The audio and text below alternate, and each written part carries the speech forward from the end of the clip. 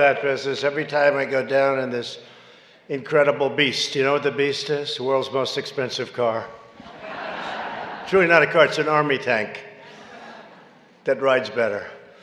But it's something, but I look at the real estate. I'm always looking at the real estate. I don't know, I'll never get it out of my blood. It's in our blood, right? Please sit down. Sit down if you want. Sit down. You know, I tell you to sit down because otherwise they'll say he got no standing ovations. It's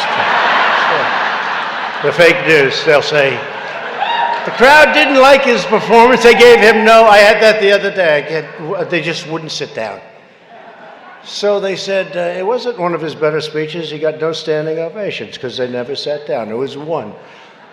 But we love you people, and I know they were just telling me, John, that it's a record. They have people here, they have people in all the ballrooms all over this beautiful hotel, and they have people outside in closed circuits. Somehow you people know real estate, so you know you have the best location, right? But I'm honored to be here with the hardworking men and women who help millions of families live the American dream, and that's so true. The incredible members of the National Association of Realtors, a name I know very well. I want to thank my friend. He was my friend, my competitor for a while, but he was still my friend.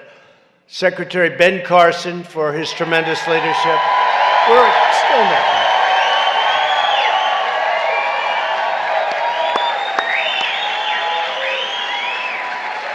You know, he's a great guy. When I put him in charge of HUD, first of all, he's a very smart guy, very adaptable. I said, Ben, what do you know about real estate? Not much. How would you like to head HUD? And you know what? Didn't take you long, did it, Ben? And he got some of the smartest people in the business, and they're doing a great job, and everybody's talking about it. Thank you, Ben. Great job. And I also want to thank the president of the National Association of Realtors, John Smaby. Where is he? Where is he? Hi, John. Please stand up. Thank you, John. Great job. Thank you, John. Popular. Where's CEO Bob Goldberg? Bob. Thank you, Bob. Respected guys. Vice President Tracy Casper. Vice President, I just met Tracy. Great family. Thank you, Tracy. And your entire team for everything that you do to support realtors around the country. I guess that includes me.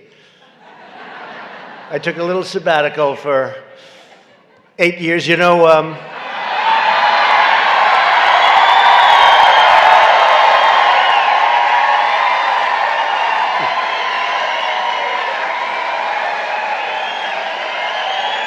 but I miss you. But we get you one hell of a tax cut, didn't we? Did we do it? And the regulation cut may be more important. You know, we did regulation cutting where you couldn't build jobs, you couldn't build anything. You'd have a puddle on your land, and they considered it to be one of the Great Lakes of the world. Sure, you'd have a puddle. And if it formed more than twice a year, a puddle. We used to call it a puddle. They called it a lake. It came in lake restriction. I actually had it happen to me. In Bedford, New York, I was building a development. I was going to build some really luxury, beautiful houses, very great area. And it kept, that's right, New York, New York. I'll tell you, they might be screwing up New York. We got to be careful, right? The taxes are going high. They're doing a mansion tax now. You know what that is, right? They want to be your partner. That's not good. The mansion tax, I just heard about that one. But you know, the environmental stuff was very tough. It was getting worse and worse every year. And I actually had this beautiful piece of land, 216 acres. And I was going to do something with it.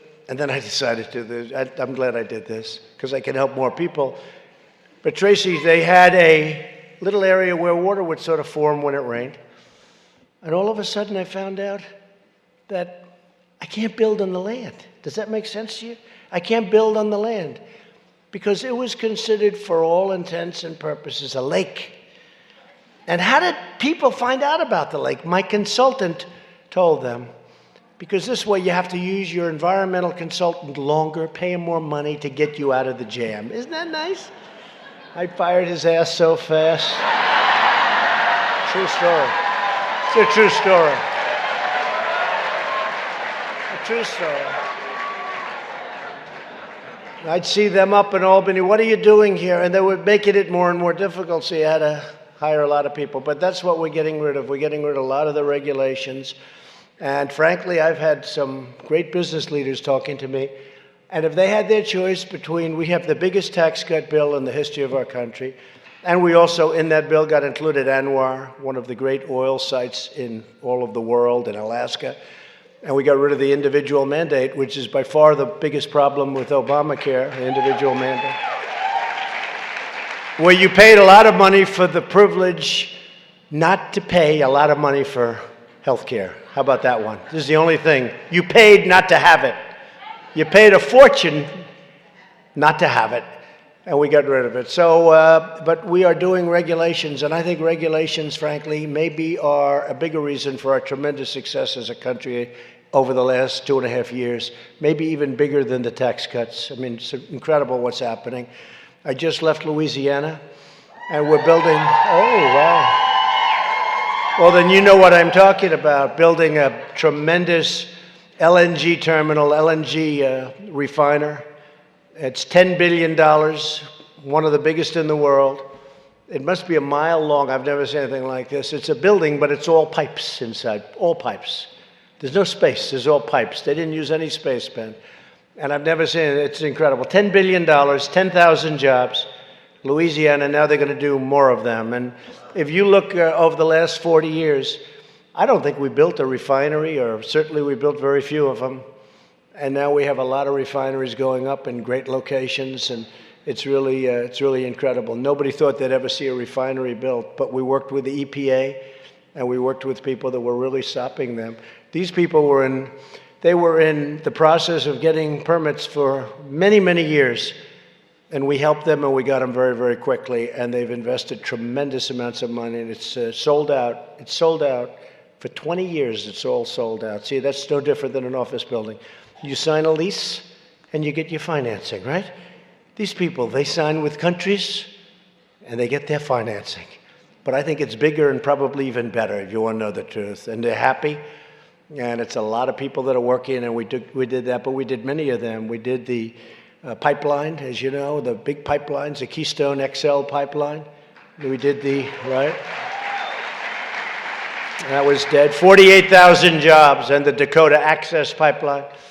And these are tremendous things, and frankly, environmentally great, better than tracking it down, better than putting it in trains, better than doing any other way. And it goes to the various parts of the country that need it. They're fantastic. These are things that would never have happened if other people got into office. I could almost say if almost anybody else in the world got into office, I don't think it would have happened, including Republicans. But before I begin, I'm pleased to announce that we've just reached an agreement with Canada and Mexico, and we'll be selling our product into those countries without the imposition of tariffs or major tariffs. Big difference. As you know, Canada has been for years, and we have a great relationship with Canada and the Prime Minister. We have a great relationship, but they've been charging us extremely high tariffs, as much as 285% or more for our agricultural products, which is an absolute barrier. It's essentially a barrier. In other words, when you pay 285, guess what? You know what they're saying? We don't want your business. So it was a barrier to our farmers being able to do business with them, to our farmers being able to sell product in there. So that deal is going to be a fantastic deal for our country, and hopefully Congress will approve the USMCA quickly. And then the great farmers and manufacturers and steel plants will make our economy even more successful than it already is, if that's possible, which it is possible.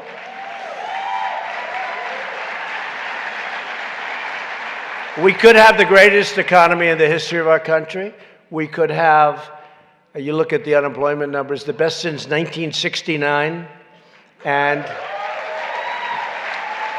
in a very short period, it'll be, assuming we just go a little bit further, it'll be the best in history. The unemployment numbers are great, but the employment numbers are even better. We have the most people working today than at any time in the history of our country. We have almost 160 million people working. And many of those people are going to go out and buy a house, right, Tracy? They're going to use you as the broker. They're going to call Tracy, I want to buy a house. And I won't pay you 6%, Tracy. I won't. I'll pay you 1%. I was famous for that. No. Don't worry. Nobody accepted it. Don't feel. But I tried like hell, I'll tell you. No, but I'd get it down to 4 or 5. That's not so bad. I had one case in Palm Beach. Believe it or not, $100 million house. Can you believe it? And the broker did a fantastic job. And I told the broker, I'm paying you more than you're supposed to get. He got millions. Sold the house for $100 million. You believe it? Bought it for 39. Then I sold it for 100. It wasn't immediate. It took a couple of years. That's okay. I had to paint it inside a little bit, little paint, little fix-up, little fix-up. I call it a turnaround. Because I had nothing to, I had a beautiful house, Mar-a-Lago, and I said this was one that came onto the market through really a tragedy, a very sad situation with the owner had a tremendous problem. And so anyway, it was put up and I got it and I sold it, I flipped it, but I had a great broker, 2 good brokers actually, but I paid them more money than they actually asked for. I made a deal with them and I paid them more. And I've done that a lot. I've also done it the other way where I'm not so happy. Then I do a little, but I won't talk about that today. We'll save that for another time. But really, there's nothing like a good broker. I mean, you're no different than a great surgeon, a great anything. I mean, it's true. It's true. And you're not all brokers. You're realtors, and you build, and you rent, and you lease, but you sell. And honestly, I've seen cases where you give it to the wrong person, and you just sit, and you just die with it. And then the right person comes along, and it's like genius. It's like genius. And you have to remember those people. Those are great people, and you have to reward them properly. I really mean it. You have to reward them properly. So you are really, truly, fantastically talented people. There are some probably in this room that don't have such great talent. You know who I am, and you know who they are. But you have some tremendously talented people in this room. I know this business so well. I love this business. And you have people that can really do a job that very few people can do. And frankly, if you went into another business, you'd do great with that too. But there's something about the real estate world that's it's incredible. You just love it. It's in your blood. It's in your blood. So even as president, and that's why I tell you, even as president, I ride down those streets and I say, wow, is that place nice? Wow, what could you do with that? Look at that site. And then I said, wait a minute, I have to deal with China. Forget about this stuff. So I love your business, and we're here today because realtors play a special role in the American economy, and that's true. I would think it's the largest business in this country when you add it all up. You add up all the family firms and the big real estate firms and the single family home builders and the ones that do a lot of homes. I mean, thousands and thousands. But you add it all up and it's the biggest business. There's nothing close. It's bigger than oil and gas, which is big. It's bigger than cars, bigger than anything. As a group, you're a tremendously big business and a very powerful business politically because you have numbers. Numbers is power. When a young family needs room to grow, when a new job sparks a new adventure in a brand new, beautiful city, when parents want to find the right neighborhood and schools for their children, Americans put our trust in you, our great realtors, and that's true. Very important.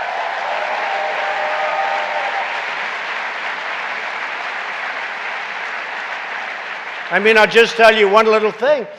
In what business do you have where you're selling your home, your home's very important to you, you may not sell it, maybe you'll only sell it if you get the right price, and you leave the key under the mat so the broker can take anybody they want even though you're going to be away for 3 weeks, right? How many people trust people? You would only trust a great realtor to do that, right? Sure. A lot of truth to that.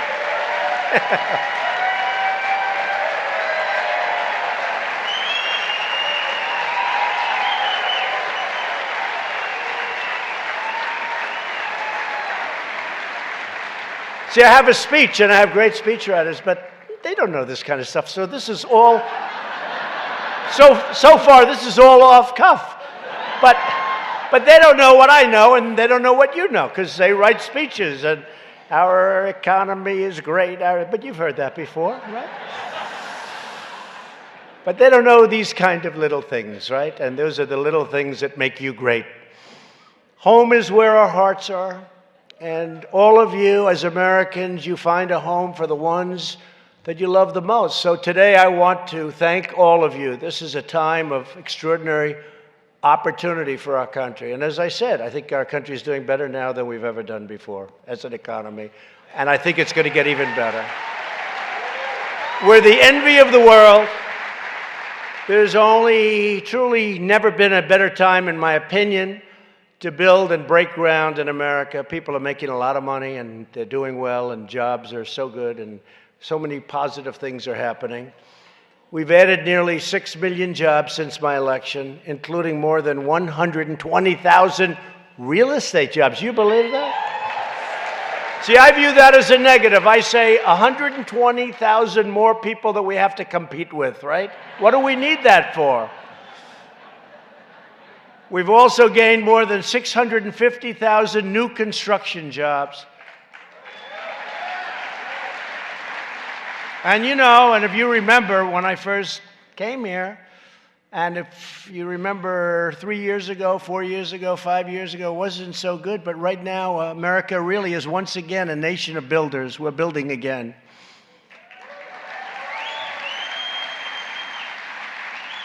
More than 5 million Americans have been lifted off food stamps, and we're getting Americans off of welfare and back into the workforce. That's a great thing. Great thing.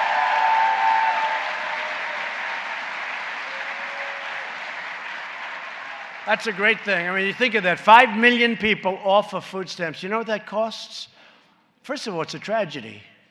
But you know what that costs? So they're off, and now they're working. So they're actually paying taxes instead of really it's costing a lot of money. Food stamps are very expensive. And very importantly, women filled more than 60% of all of the new jobs created over the past year. 60!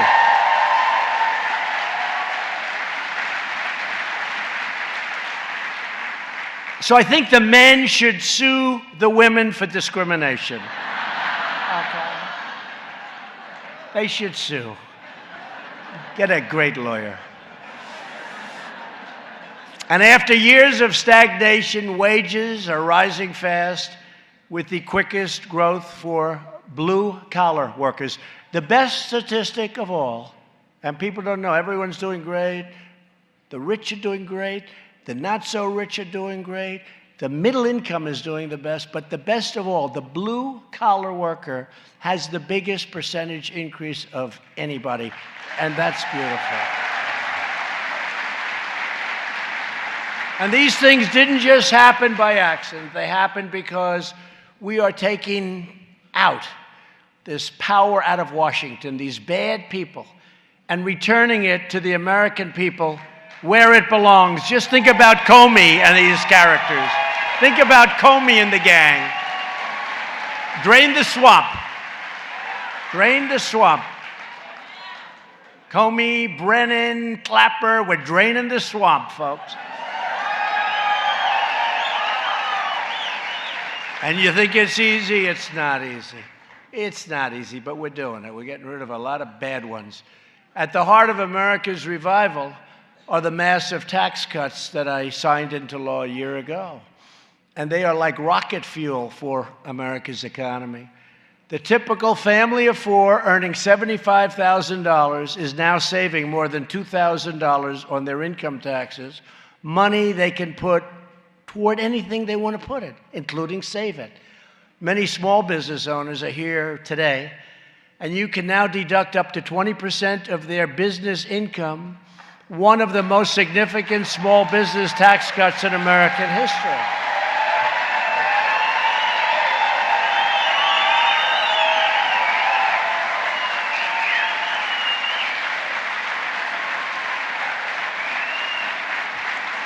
Thank you. It's so good that you see that, because a lot of people, you know, they're all getting these tremendous tax cuts, and a lot of people don't know they're getting them, and sometimes they're taken out by the business, so, you know, they're getting checks, and they notice they're a little bit bigger, but they don't really notice. You people, many of you have your own businesses, and you see the kind of money that you're making, much more money, and you're investing much more money. But it's great that when you see it, you know, you're very entrepreneurial people. Real estate people are. If you're not, you're in deep trouble. If you're not, you don't want to be in this room very long, because you won't last. But it's pretty amazing. And the other thing that's amazing is 1 year expensing. How about that? I mean, 1 year expensing, I think, is one of the biggest things. And nobody talks about it, really, but it's a tremendous, you write it off in 1 year, and nobody thought would ever see the day when you get that. But it spurs growth, and it's been fantastic. And we've also done something that for this room and for farmers and for ranchers and for, you know, small businesses, fairly big businesses actually, we've virtually eliminated the very unfair estate tax, also known as the death tax. So if you want to leave your real estate company to your child or your children, they like real estate, they have an aptitude, and you love them and they love you, otherwise don't do it, the hell with them. I've seen parents that are so badly treated by their kids, and the parent comes to me, oh, I love my child. And I'm saying to myself, man, that child treats her badly. So I would tell him, you know, your child is not a good child. Don't leave him anything. But for those of you in the room, and I would say that includes probably 90%, I'd say there's 10%, who does not love your child or children? Anybody want to raise your hand? No, I can't believe that guy raised his hand. I'm not going to ask your name. I'm not going to get you. But what we have now is you don't have to pay any estate taxes. You know what that is? That's a big deal. Because a lot of times, and it happened with the farmers, where in some cases they're land rich but not income rich, but the farm's been in the family for 150 years and they love it and they do well, and that's what they do, and they love it. They wouldn't want to do anything else. And they'd die, and it would be taxed on the value of the land, and all sorts of things happen. Then they go to the banks and they borrow money, and then they have a little downspell, and they end up losing the farm, losing the business. You have no tax to pay anymore, and nobody talks about it, but to me, that's a big thing. That's a big thing.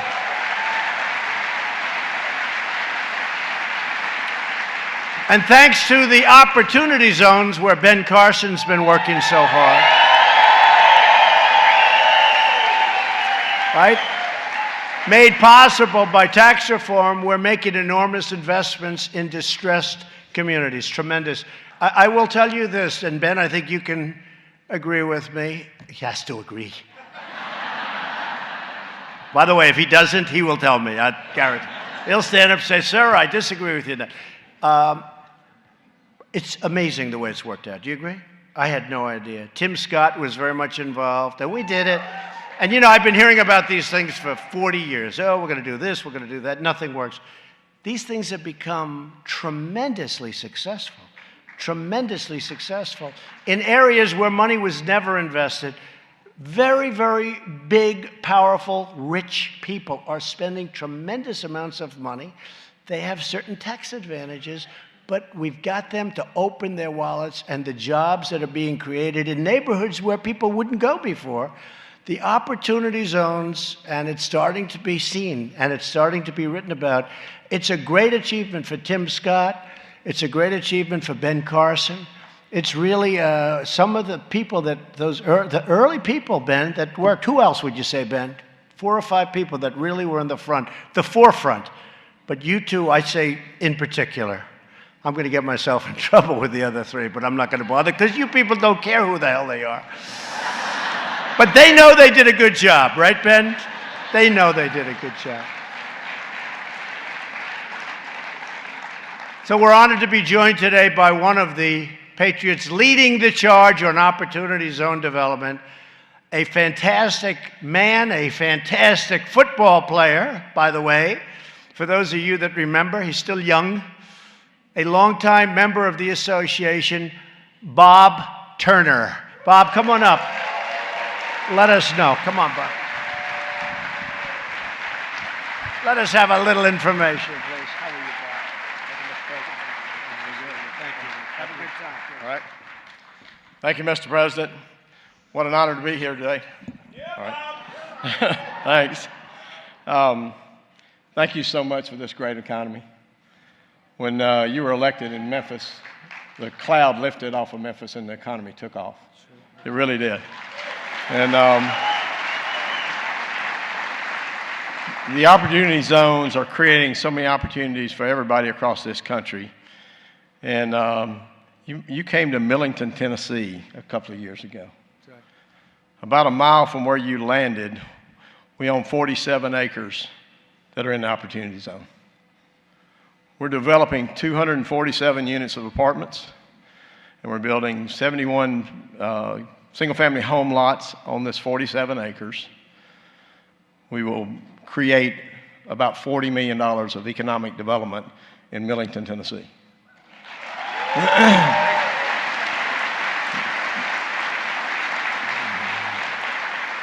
Millington has not seen any new developments for over 10 years. No new apartments, very few houses, and it's home of the Naval Air Station, Naval Base, with your fine Patriots. And it's going to make a change in that town. We're also developing a large development in Memphis. It's 1,500 apartments, a hotel, and about 35,000 square foot of retail space that'll create about $400 million in economic development.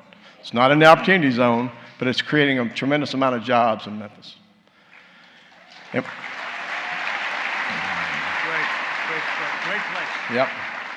So, as realtors across this country, we've been talking about this all this week, and I've told them they are the catalyst for this opportunity zone with Mr. Carson and President Trump.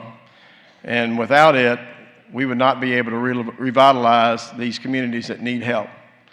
I had the opportunity to come to the White House and represent our realtors in your economic summit for the Opportunity Zone. And I thought it was all about real estate, but it's about workforce, it's about housing, it's about every kind of economic development you can do in these zones. And it's really going to make a difference. As you said, the money's flowing. The day that y'all release those rules, the faucet turned on. There is hundreds of millions of dollars looking for a place to invest in your communities. And this group here, Mr. President, is in the center of it.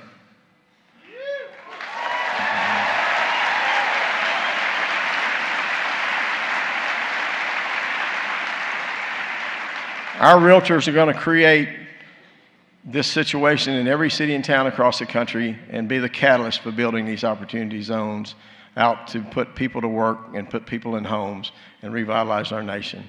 And we, on behalf of the realtors, we want to thank you. Thank you very much. That's so nice. And I want to say one more thing. Thank you, Mr. President, for making America great again.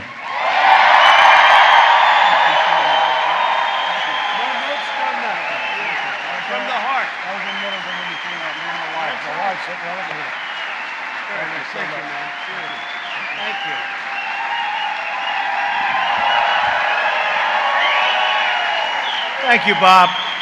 Wow, that's from the heart. No notes, no nothing. That's from the heart. And I have to tell you, a man who just I introduced him, but I'm going to ask him to take a little bit of a stand. Your president, because John Smaby, you really wanted Trump, and look how you turned out. Right? Stand up, John, will you please? He wanted Trump. He wanted Trump. Thank you, John. Great job, John. So as our economy booms like never before, we're lifting millions of our citizens from welfare to work, dependence to independence, and poverty to prosperity. But as everyone in this business knows, nothing kills economic growth faster than government bureaucrats, regulation. With all that power and not enough common sense, lots of bad things can happen quickly. And that's why we're waging a historic deregulation campaign that especially affects the real estate business.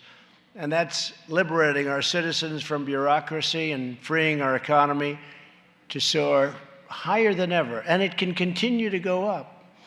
To see the disastrous results of overregulation, you take a look at what's going on in California.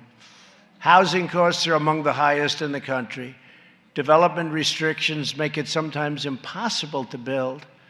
What they do, I mean, years and years of turmoil. I have one job. It's called the Coastal Commission. Oh, they're fun to deal with.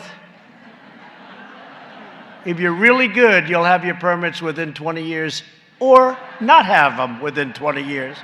We vote no. Wait a minute, we've been looking at these things for 20 years. We vote no. How about that? How about when you're looking at a permit, you've devoted millions and millions of dollars, and you go into that hearing after years, and you have no idea if they're going to vote yes or no. And oftentimes they vote no. So we're trying to end that. State and local regulations can easily add $200,000 to the price of a single home. And it's no surprise that in California, and I don't want to single them out, but they have a train going up now. You know, this fast train, you heard about this disaster? I mean, you people know how to build on time, on budget, preferably ahead of time and under budget, right? This is a train that's not working out so well. It's a fast train, but not a bullet train, so it's not that fast. And it was going to go from San Francisco to Los Angeles, and then a thing called cost overruns happened. And many of you know about it. Well, it's in the thing today, because I said, we're not paying any more money for it. California's lost control. And it's an incredible thing. It's got to be a straight run. And they build a section, and then they build another section way away, and then another section. And then they want to hook it up. It doesn't work. You can't hook it up. Can't. Doesn't hook. It's a little crooked. The train doesn't go good that way. So they say, let's rip the sucker down, we'll start all over again. This is like a catastrophe. Like hundreds of millions over budget, totally out of control. And we told we're not going to do it. I mean, we're not going to. It's been under construction forever. So think of this. Think of this. It was going from San Francisco to Los Angeles. Now, the price had to be very, very high. Much more expensive than Southwest Airlines, which goes in 1/3 the time. So I say, wait a minute, what are they doing? You got an airline that goes from San Francisco to Los Angeles, much faster, and it's at less money. So how does this work? And again, it's not that really fast train, it's just a fast train. Meaning it's slow, meaning it's obsolete, right? You know, it's obsolete before, if you're going to do it, you do the bullet train, you do the really fast deal. So it's obsolete before they start. But they had a way of doing it. They were going to show me the governor, nice guy, nice young guy. Talking about forests. Clean up your forests. You won't have forest fires. Clean them up. He blames it on global warming. I said, no, try cleaning the floor of the forest a little bit so you don't have 4 feet of leaves and broken trees that have sit there for 25 years. Try cleaning the floor of the forest. You won't have forest fires. And I got killed for that. It's called forest management. I got killed for that. And then about 3 weeks later, they announced I was right. Because I was out there last year, and what I saw was so horrific with some of the fires. So many people killed.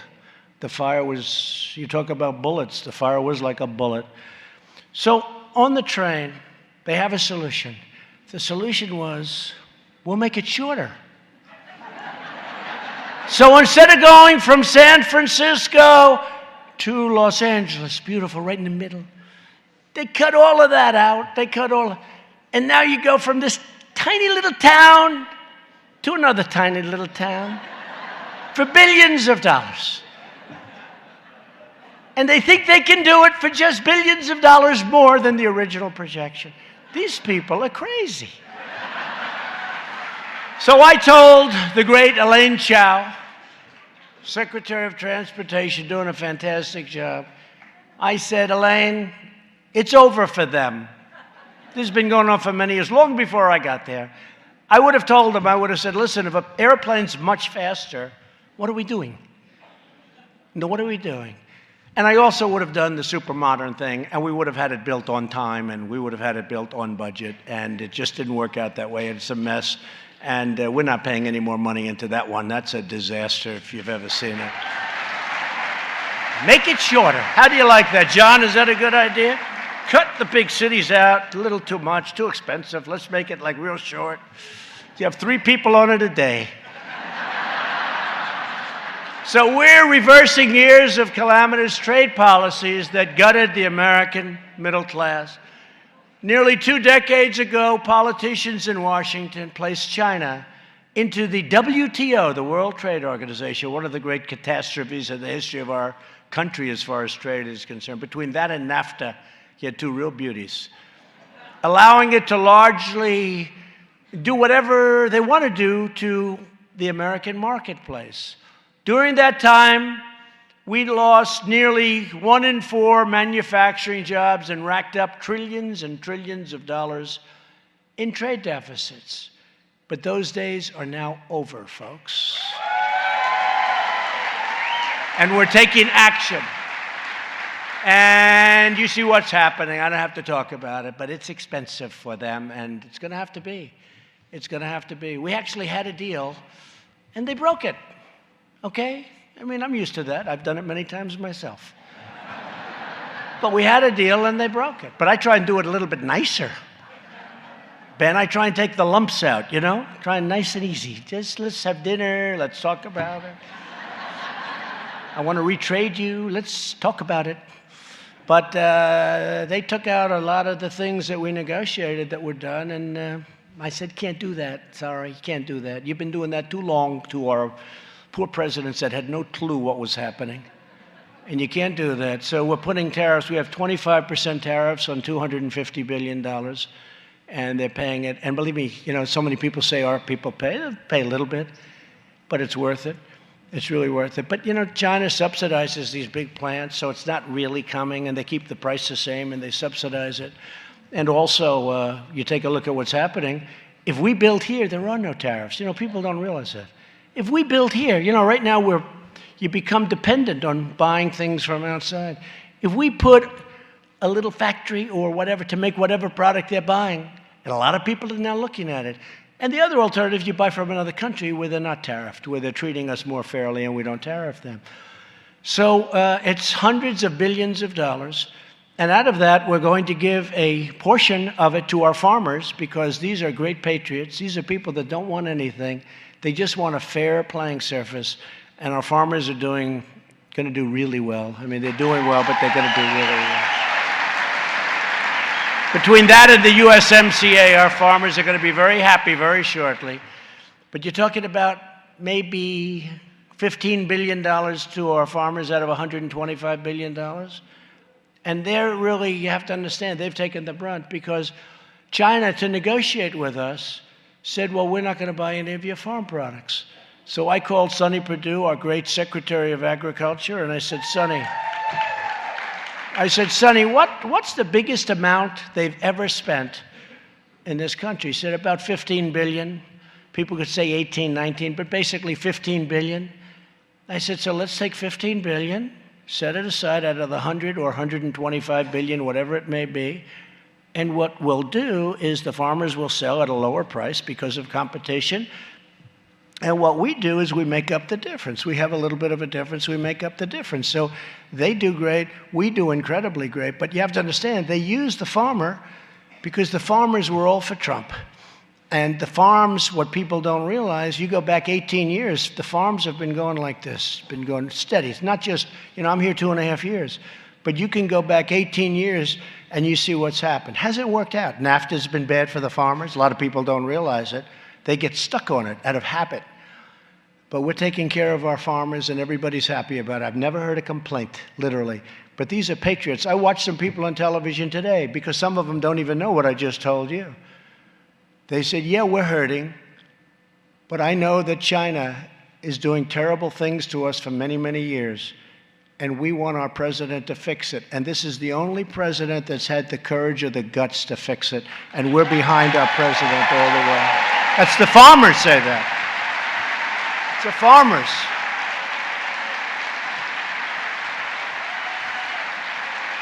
That's the farmers.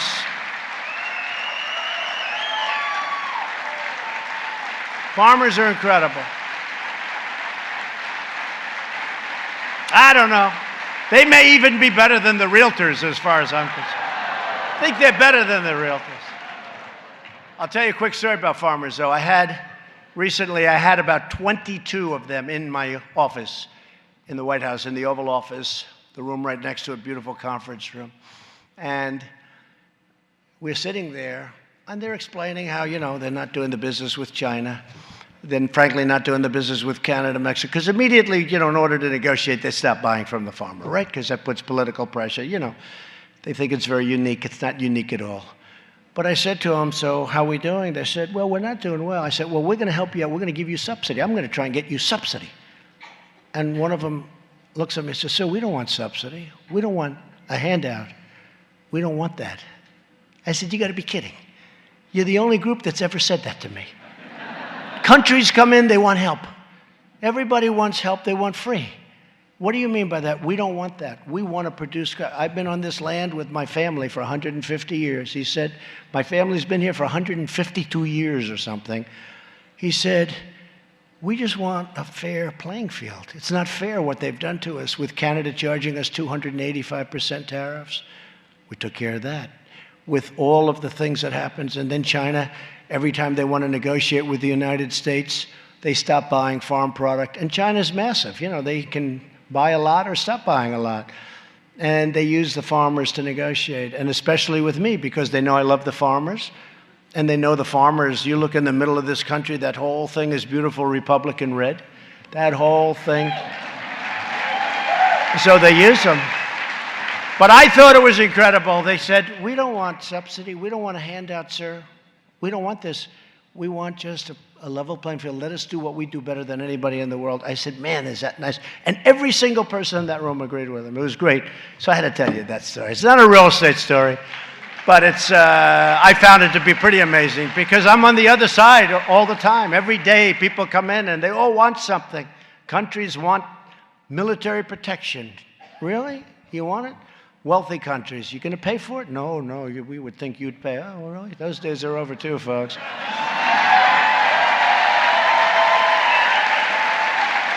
Those days are over.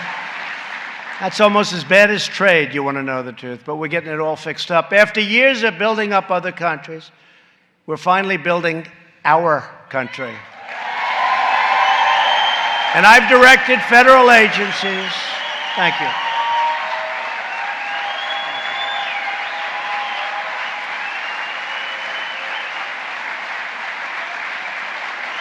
Thank you.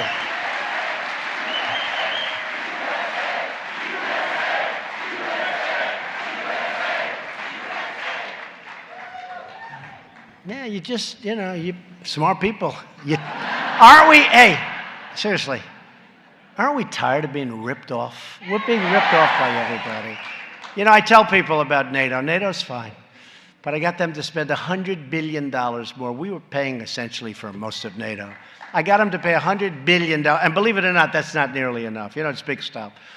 But the European Union treats us, I would say, worse than China. They're just smaller.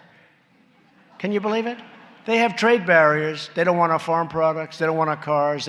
They send Mercedes-Benzes in here like they're cookies. They send BMWs here. We hardly tax them at all, John. We hardly tax them at all. Yet you want to send our cars over there? Forget it. You want to send our agricultural products over there? Oh, I'm sorry. We don't want them. We have our own farmers. It's a very unfair situation. Medical equipment's a big business, believe it or not. All the big equipment, medical stuff. We make the best in the world. Well, they changed the standard so that our equipment doesn't qualify. They made it not a higher standard, just a different standard, so that our equipment now doesn't qualify without these companies going and spending a fortune to make equipment that's not as good. So it's a very unfair thing. So we protect them. We spend hundreds of billions of dollars protecting them, and then they take advantage of us on trade. It's not fair. We lost $180 billion with the European Union. And we all love Europe. We love Europe. I think they got to be careful with Europe, frankly. But we all love Europe. But it's not fair the way they treat us. So I just tell you that. I've directed federal agencies to drastically accelerate the approval process for new roads and bridges so that our families can get where they want to go safely and our economy can keep running full speed ahead.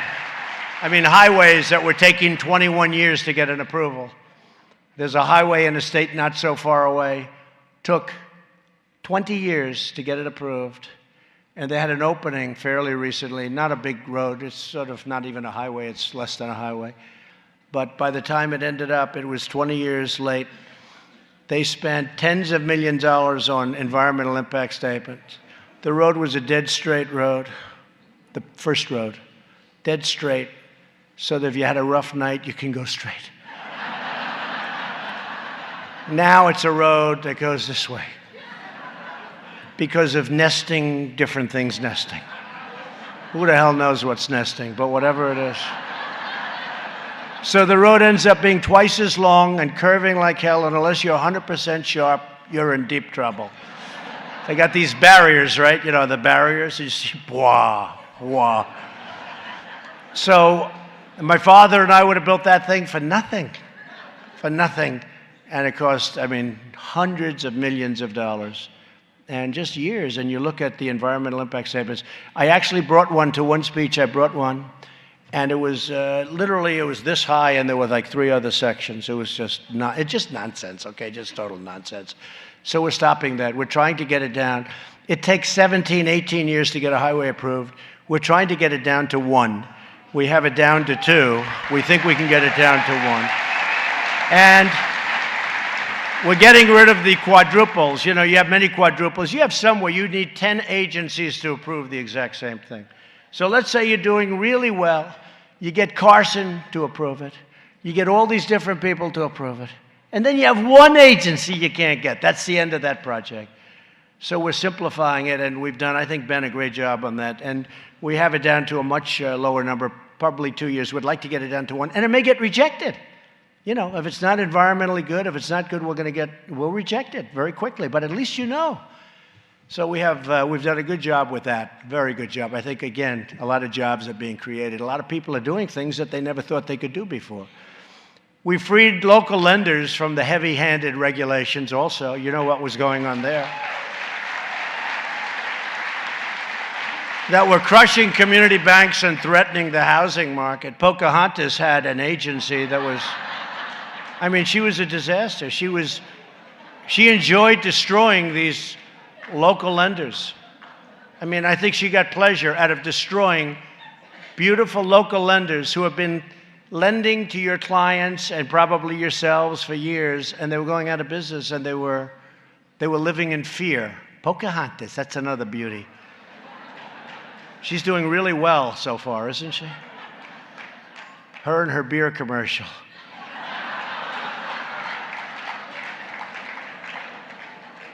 How about the kid? Did you see the way she got the kid? Did anybody see that? Anybody see? Where she wanted the child brought in front of her? What? Boy, that kid moved quickly. No, she's got a lot of pent-up anger. She's an angry person. But you know what? Making it very tough on people that you know. You know exactly what I'm talking about. And now we have that running beautifully, and they're loaning, and they're nice people. You know, they're nice people again.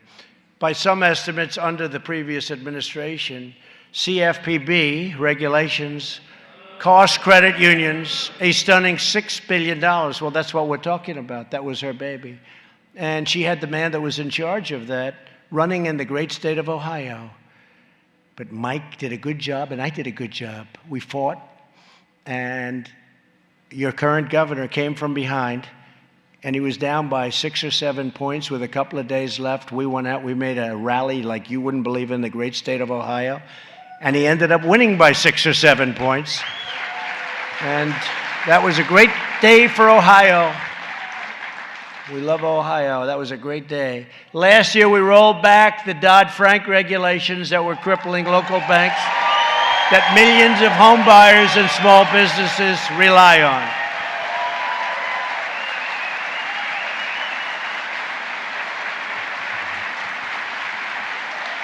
I didn't know this was a banking convention. I thought this was a real estate convention.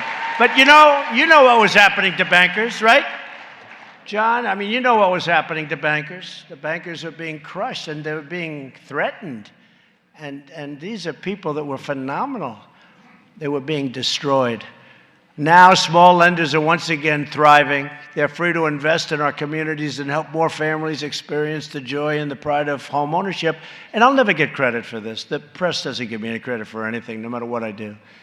No, it's true. It doesn't matter. Look, who cares? The people know. The people know. That's why I have to go through a different source. It's called do speeches and go with our social media stuff, which is quite powerful, I must say. But they're very dishonest. And, we're right now dealing with Iran. And they put out so many false messages that Iran is totally confused. I don't know. That might be a good thing. No, they put out the fake news. They put out messages. These people right back here. They put out messages that I'm angry with my people. I'm not angry with them. I make my own decisions. But I'm angry with my people. I'm not angry with my people. I'm worse than they are. They're worse than me are. They're more militant. Mike Pompeo's doing a great job. Bolton's doing a great job. But they make it sound like it's a conflict. And the good news, I was thinking today, I said, gee, what must our adversaries think? And then I look and I say, it's probably a good thing because they're saying, man, I don't know where these people are coming from, right? But they put out false. They say confidential sources. Do you ever notice they never write the names of people anymore? Everything is a source says. There is no source. The person doesn't exist. The person's not alive. It's bullshit, okay? It's bullshit.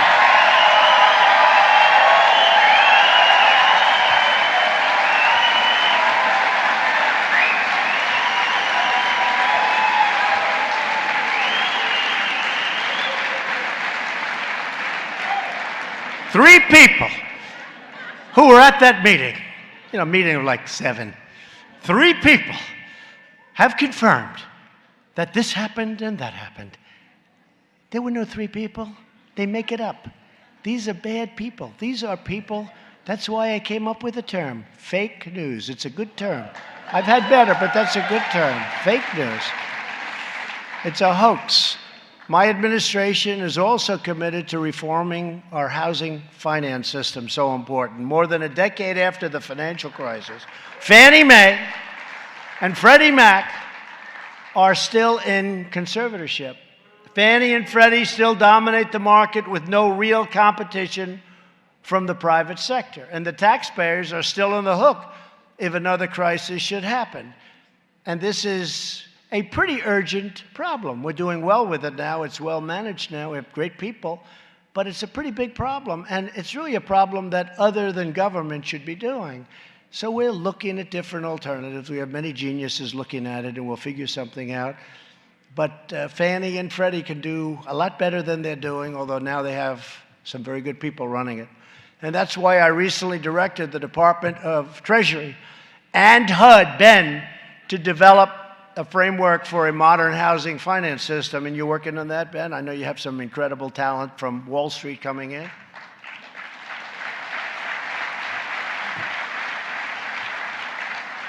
We actually call on very smart people. Somebody said, why are you using Wall Street? I said, because I want to get very smart people. I want to get people that do this. And one that welcomes the private sector, competition, protects taxpayers, and preserves home ownership for future generations to come.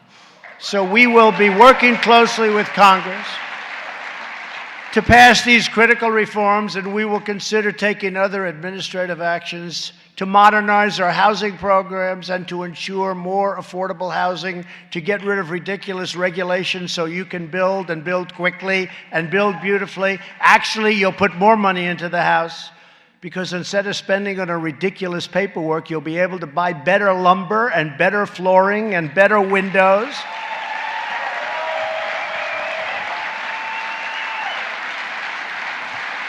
And just as we believe that every American should have the chance to own a home, if they work hard and follow the rules, we'll also believe that every American should have the right to choose their own health care. We're going to become really the party of health care.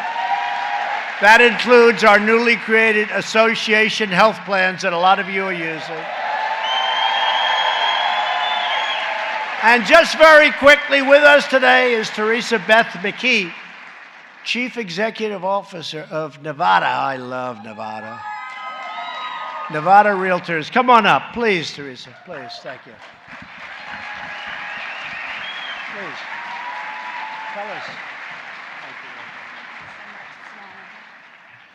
Thank you, Mr. President Trump. It's such an honor to be here, and we thank you for the work with the Department of Labor to open up association health plans for our members.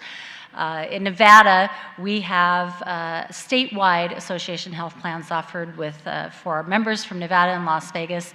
We cover currently over 1,000 lives in just the last couple of months that we've had this open. 27% of those people were uninsured before our plan, completely uninsured. For those that were insured, they are saving an average of $150 to $300 a month.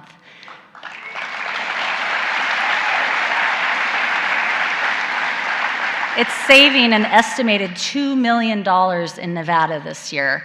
And that money goes right back into their businesses and right back into their communities, helping our economy.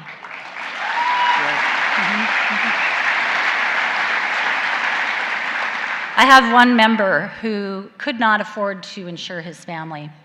He let his health lapse, needing urgent hip and back surgery. When he was able to finally get this affordable, full coverage care in Nevada under the association health plan, he was able to, in his words, get back on track, be the breadwinner for his family again, and make himself great again.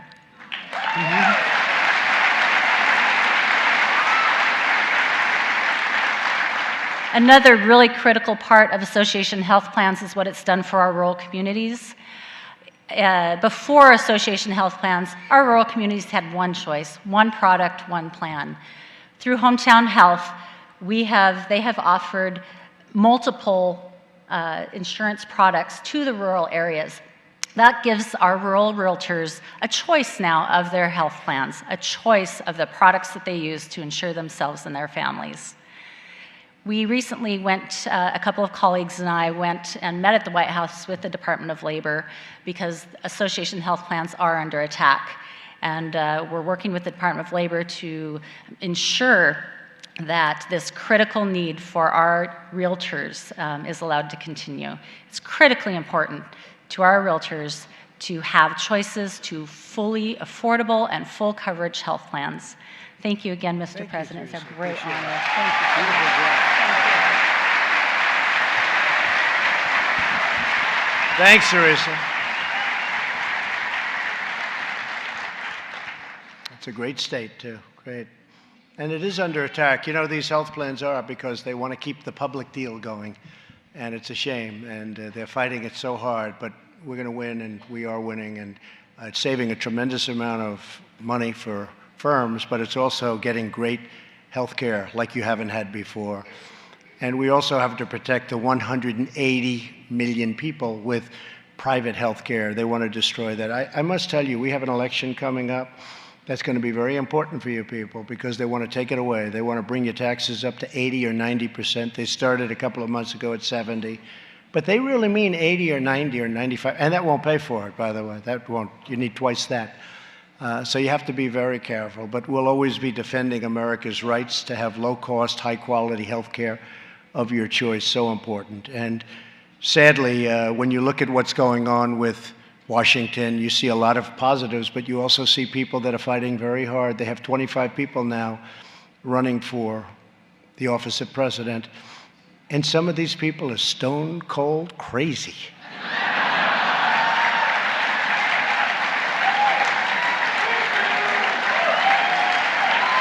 I mean, they're promoting the biggest socialist takeover in the history, really, of the world. Because if you think, I mean, this is the United States, and they have a $100 trillion Green New Deal. Nobody has any idea what the hell it is. They know that you can't take a plane anymore. You have to take a train to Hawaii. Train. A train to Australia and a train. Hey, if they can't build from San Francisco to Los Angeles,